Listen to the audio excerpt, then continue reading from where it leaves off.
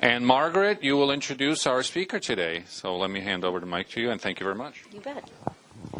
Good morning, everybody. I have been very excited to welcome Dave Becker today to our club.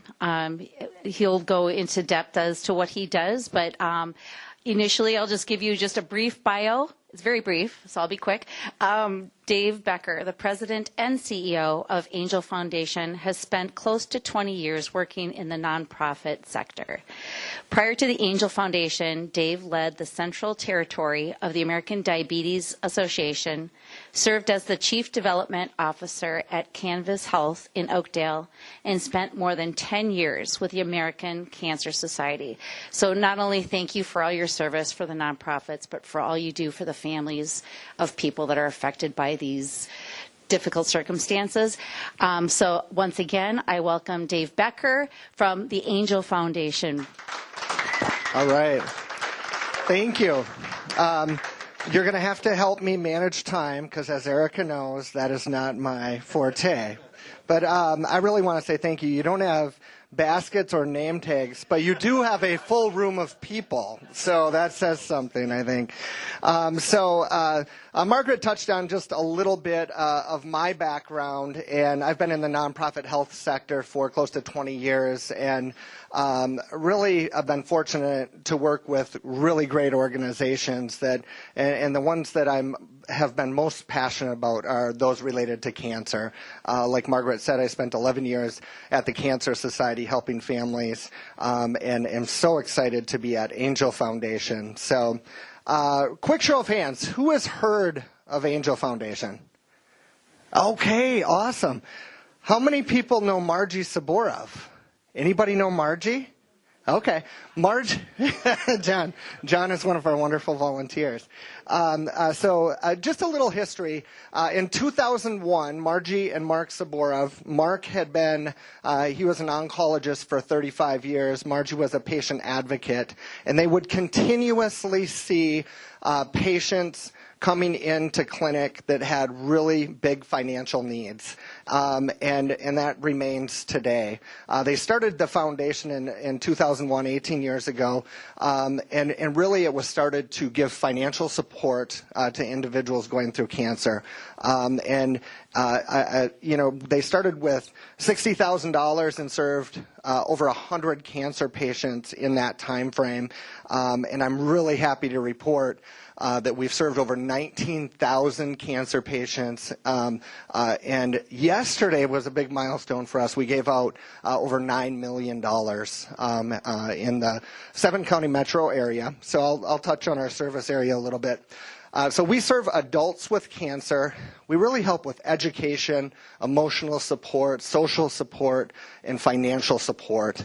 I've worked with a lot of folks. The Angel Foundation is some of the most passionate board members, volunteers, and it's all to help families going through what is quite possibly the most difficult time in their life. I always think it's nice to know a little bit about the person speaking. So what connects me to Angel Foundation is in 1999, after 18 years, my father passed away from cancer in May of 99. In June of 99, my brother passed away from cancer. So we've been really impacted in a devastating way. So this is my way of kind of, helping others, and I've really enjoyed it. So every year, 30,000 Minnesotans are diagnosed with cancer. And I actually looked this stat up yesterday, the second one, because I'm like, gosh, that just seems unreal. And it was on Minnesota Department of Health. Nearly half of all Minnesotans will be diagnosed with a potentially serious cancer diagnosis during their lifetime. So why do we exist? That's why. One thing I did want to mention is the Angel Foundation, we serve adults with cancer, but that, as we all know, impacts families. So we have a lot of different programs that I'll talk about.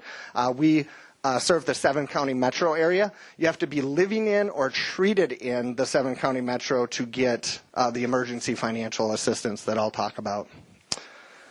So we've been doing a lot of work, and just fact-finding on what I call and what is kind of coined as cancer-related financial toxicity. When someone's diagnosed with cancer, there are a ton of studies out there about the impact it has financially on a family. 2.6 times more likely to declare bankruptcy. There's a lot of statistics on this, and we're exploring how we can help with this. 1 in 4 people with cancer have clinical depression, anxiety, loneliness, all the things that you can think of that comes with a diagnosis of cancer. So I do want to just touch just a little bit. We're exploring an area to really help people. We feel like the financial assistance we provide, that's instant relief. We provide things like gas cards, food cards, pay utility bills. And you have to be, in order to get a grant from us, you have to be in active treatment, which is palliative care, hospice, chemo, those things. But we see that, the need is so great to help patients build sustainability. So we are exploring a pilot program that we're going to be launching, partnering with pro bono certified financial planners to help cancer patients with their financial planning. So if there are any financial planners that might be interested that are in the room, it could be a huge help to families. So I mentioned these: financial, educational, and emotional and social support. These are the 4 ways we really help, and we have two different programs that we really offer under the umbrella: emergency financial assistance, and then Facing Cancer Together, which are all the social and emotional programs that we do offer. We help with non-medical expenses. I've been talking about emergency financial assistance, food, housing, fuel. We work closely with referral organizations. One thing I'm really proud of in the smaller nonprofit cancer space is we work really well together referring. If we can't help, we find an organization that can. So I'll share the example of, if a child's diagnosed with cancer, we don't provide financial support to that family, but Pinky Swear Foundation does. So we work closely with them, and so very connected, and there's not that turf battle. We also offer what we call Margie and Mark grants, and they are really quick $200 grants for I would say the folks that have the greatest need. And we give out close to $100,000 of additional support, through those. So as far as educational support, we offer these are just 3 examples, but guidebooks, programs, and then the referrals. And what you're seeing in this photo is actually medical play. So we do this at our camp that we offer to kids that have mom or dad that have cancer, so they can learn about things like what white blood cells, red blood cells. Why is mom so tired? Why does dad have a chemo port? What is that? Things like that. So one of the things that I've been most impressed with is we take a lot of phone calls a day. You can imagine the need. And outside my office is a wonderful lady. Her name is Louise, and she takes all these calls day in and day out. And it's a big job for her. But she's so empathetic and wants to find, that way that she can help these folks. So people are calling us constantly to find out what are the resources, how can you help? And that's what we want. We want to be that trusted resource in the community with, within all the oncology clinics that we're there, to support those in need. Angel Packs is a program that we have. We'll give out over 1,300 Angel Packs in a year. So we are in I think it's over 60 clinics now, where when mom or dad are diagnosed, or grandma or grandpa or a loved one, it's a backpack that has age-appropriate materials in it to talk about cancer. When I will say, when my dad was going through cancer, we didn't talk about it. We didn't talk about chemotherapy. We didn't talk about radiation. And what I've noticed is it's okay to talk about it, and we need to talk about it and help kids understand why they're feeling that way. I had the opportunity this winter to do a family retreat where we had moms, dads, and folks, and then the kids came along, and we separated them, and we offered a time for them to talk about what is going on. And it was great because it's time for a kid to be a kid, and we splash in just enough education. So this is one of the examples, this photo. We do a lot of different art expression for the kids, and we try and, for one of the exercises, it's, tell me how cancer made you feel, or different things like that. So it's a really great program.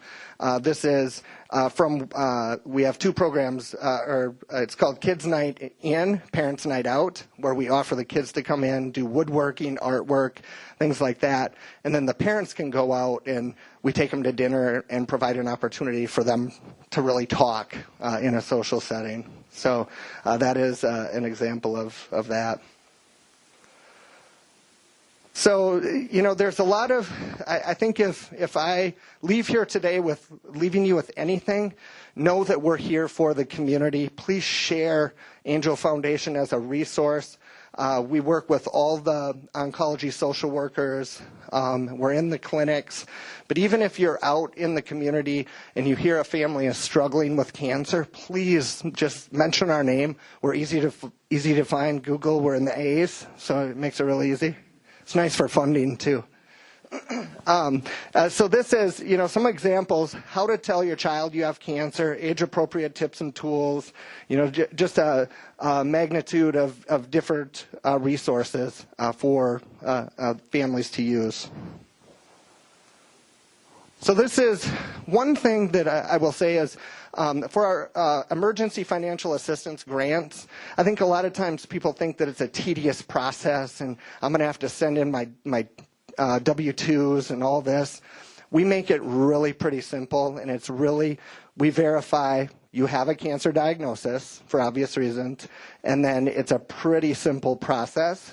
We have a sliding scale fee structure from $500 to $850, depending on where your income is.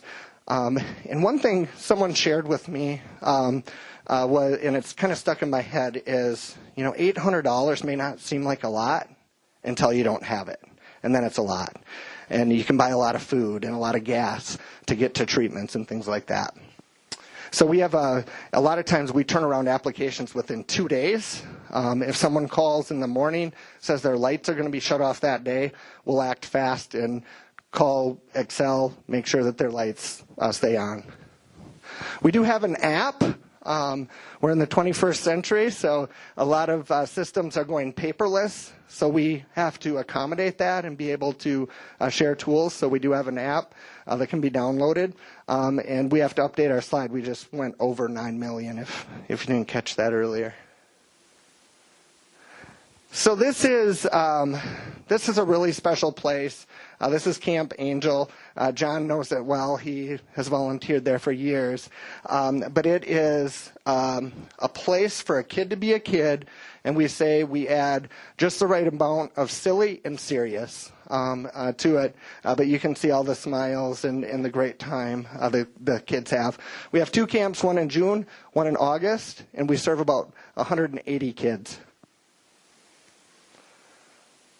So the Angel Packs I mentioned, so I won't talk a lot. We're at over 60 clinics now. But you can see we just provide a whole lot of different tools, markers, age-appropriate guidebooks, things like that to really help with the parents to talk about the cancer diagnosis. So I shared some of these facts. A couple that I'll touch on. Over 8,700 program participants since 2005, and over 4,000 angel packs, put in the community. And we're able to do that through, and I'll talk a little bit about the opportunities, the fundraising that we do, but we're able to do all of this because of that. So this is pretty small, but an infograph. We talk about we serve the 7-county metro, but really we served over 72 counties last year because you have to be living in or treated in the Twin Cities. So we have folks coming in from outside the 7-county metro. So a lot of these statistics I did touch on already. So this is one that kind of brings it closer to home. I think for you guys, last year in Edina, we awarded 48 patients $23,000, over $23,000. So I'd like to really share how local we are. And since our inception, we've given out over $314,000 in emergency financial assistance to 520 patients right here in Edina. So this is what everybody wants to know for nonprofits, right? What the numbers. So roughly 75% of the dollar goes back to the programs. We're about a $3 million operation. We have 11 people in our office, and we say we're fiercely local. Everything we do really is to help Minnesota cancer patients. And I always mention, don't take our word for it. Check out the watchdog organizations for any nonprofit to make sure they're doing good work. So different ways that you can support Angel Foundation. Volunteer, attend an event, donations. Get involved, get engaged if you're impacted by cancer. We have a couple of these coming up. We have and I'll talk about, we have a Camp Angel Luncheon on May 17th, and I know that conflicts with something you guys have going on. But then we also have Angel and Eagles that's coming up on July 22nd. So this is we're going to be at the Westin in Edina. And this is really a program where it's kind of you bring a table of friends. It is a fundraiser. There's no cost to come, but it really helps us support our camp and raises over $90,000 for us. Angel and Eagles, any golfers? Oh, you shouldn't have raised your, no. All right. Erica spotted them, so we're good. Now we have on July 22nd a golf tournament that raises over $225,000 for us to provide the services that we have. And then we have something new this year. It's Hope in Motion. It's a walk, run, and ride, and it's really to celebrate cancer survivors. But it's also to find a new way to really help us raise the funds that are necessary to do what I just talked about. And that'll be on June 22nd. We're picking the 22nd of every month, I think. I talked about events programs. One thing I haven't talked about, so in this picture, I believe this was Whipfly. They came into our office, and I mentioned the ports, helping educate kids on ports for chemotherapy. We actually put ports, kind of, mock ports in all of the stuffed animals. So when a child feels that they know that there's a port just like mom or dad has. So it's kind of cool. And they were helping do it. The funniest thing is everybody's always surprised. We actually had a group of volunteers with United Health Group, and we didn't really share what we would be doing, and they were a little surprised that they were sewing. So, but it really helps us. So I want to provide time for questions. I went through that pretty quickly, but really, if you leave here today with anything, please leave with knowing Angel Foundation is in your backyard to help with emotional, financial, social support for individuals and education. Question? So we all have stories, right? And so I was just curious if you have a story. Yes. That's closely impacted your life because of your involvement with Angel Foundation. Yeah, so one story comes to mind immediately, and I think there's several stories, and honestly, that's how you share what a nonprofit does, I think. So there was a couple, we were in a meeting, and there was an adult daughter and her mom came into our office, and they were very apprehensive about coming in. You could tell that there was something emotional. We have a lot of emotion that walks in our door, and we're used to that. But this was a little different. So we paused our meeting, and I think 3 of us were meeting, and we came out, and the mother said, we just wanted to come in and thank you. Her husband had been battling stomach cancer for, I think it was 4 months, terminal. He had just passed away, and the daughter was very emotional. But we helped them with a grant. And she said we called numerous places. Nobody could do it quick enough. Everybody said we needed to cash in our IRA. All of that goes along with it. And we were the only organization that said, we'll do it. So right away, instant, Kleenex need for everybody. But it was the next part, they actually had, he requested that they sell his belongings at a rummage sale and give the proceeds to us. So they hand us a check for just over $1,000, and I'm like, thanks. It was so wonderful though, and that's how we see a lot of that where we touch their life and then they return the favor and pay it forward. But that story always sticks in my head because it was such a wonderful story. John probably has several too. You have any stories you want to share, John? Put you right on the spot. Again, I'm John Rourke. I don't need the mic. I can tell. You guys can hear me, right? So I've been a volunteer with Angel for 12 years, and really on the kids side with camp and stuff is where I started. This is a general story, I guess. At kids camp every year, we make a rock video. We make a music video. And the music video is to get all the kids working together and to get, them having fun and do something cool at camp. But it's really a gift to the parents. It gives them the ability to pop something in when they're not feeling great. And we make it really fun and upbeat. So we've done 12, 13 of them now. And it's kind of become our yearbook. Now, some of these kids I met when they were 6 or 7 or 8. And now they're coming back as teen mentor volunteers. So maybe their parent passed away. Maybe their parent got better. They still wanted to stay involved. Mm-hmm. So we started a teen mentor program where they could come in and they could work with the younger kids. That to me is the grand slam home run of the whole thing, right? So last year at camp, we try to say cell phones and the teen mentors, for them it's also social. And they're on their laptops, and I kind of walked in because the teens stay overnight at the camp, and we had just done campfire karaoke with the kids. And I walked in there on their laptops, and I'm like, hey, you guys, no laptops. I let them do air texting, during the day to get it out. But I was like, hey, you guys, come on, work with the other kids who are here, and they're like, no, we're looking at our old videos, the music videos we made, and we're taking screenshots.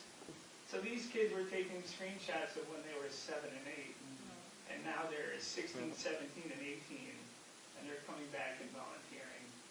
And it was so cool to see that, the work that Angel is doing is so impactful in their lives that they've stayed with it for so many years, and it means so much to them. And to watch these kids grow up in the program and then come back and give back and be volunteers and want to help and just create that sustainability in the community is just absolutely so great to see. So Thank you, John. I could talk a long time about it. So if you have any questions after about camp or anything, feel free to just reach out. Thank you. Yeah. Any other questions? What camp do you use? Camp Edenwood in Eden Prairie. I didn't even, before I worked here, I did not know that camp existed, but it's a great facility. Yep. How's Erica doing for you? She's awesome. She's awesome. I did want to mention that on May 17th, thank you for the proclamation for Angel Foundation Day. It will be on the 17th of May, so that's cool. Thank you very much, Dave. Really appreciate you. And here's a little token of our appreciation for your office, and we'll make a donation to our foundation in your name. And thank you very much for coming, and thank you to Kathy and Marina for wonderful presentations, to all the guests for coming, and have a great day. We're ending on time, so I want to see all greens. 100%. Go see Amanda. Thank you very much. Be the inspiration.